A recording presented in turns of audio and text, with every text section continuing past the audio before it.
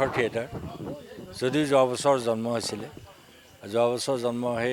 এইখন থিয়েটাৰে অসমৰ বিভিন্ন জেগাত ভাল নাম কৰিছিল বুলি মই জানো মই শুনিছিলোঁ আৰু এইবাৰ সেইকাৰণে তেখেতসকলে যেতিয়া মোক চাবৰ কাৰণে থিয়েটাৰখনৰ অভিভাৱক হিচাপে মাতি আনিলে তেতিয়া মই একেমুখে ইয়েছ ক'লোঁ আৰু মই আশাবাদী আৰু ভাল হ'ব আৰু খুব এটা মানে বিগ ইয়াত গ্লেমাৰ নাই যিখিনি শিল্পী আছে ভ্ৰাম্যমানৰ সঁচা শিল্পী ভাল অভিনেতা ভাল অভিনেত্ৰী লৈ ৰুদ্ৰাক্ষৰ থিয়েটাৰ আগবাঢ়িছে তেওঁলোকৰ নাটক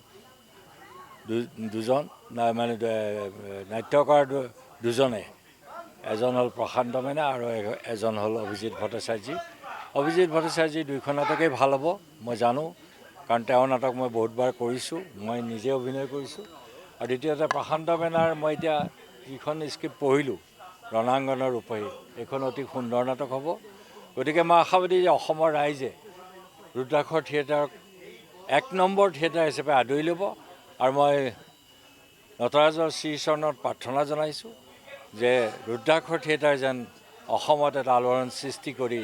ৰুদ্ৰাক্ষৰ থিয়েটাৰ আগবাঢ়ি যায় আৰু এতিয়া দ্বিতীয় বৰ্ষ ইয়াৰ পিছত তৃতীয় বৰ্ষ এনেকৈ আগবাঢ়ি গৈ চিলভাৰ জুবিলি কৰক ৰুদ্ৰাক্ষৰ থিয়েটাৰে গল্ডেন জুবিলি কৰক আৰু জীয়াই থকালৈকে যিমান দিন পাৰোঁ মই ৰুদ্ৰাক্ষৰ থিয়েটাৰক সহায় কৰি যাম এইখিনিয়ে